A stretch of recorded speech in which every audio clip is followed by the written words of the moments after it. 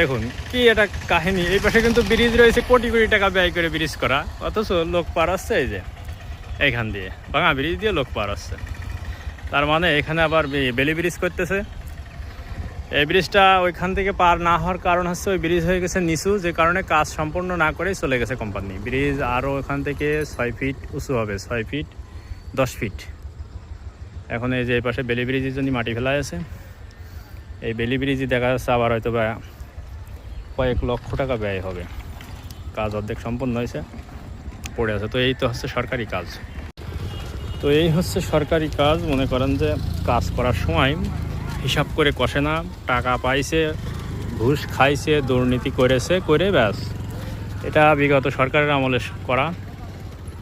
এখন নতুন করে আবার ওই ব্রিজ ওটা তুলবে নাকি শুনছিলাম, উচ্চ করবে কি দিয়ে, তো সেটা হয়তো বা সময় সাপেক্ষে, এই জন্য এখানে ব্রিজ করে দিয়েছে। মানে এরা কিন্তু এটা প্যাসে পড়ে গেছে পুরোপুরি।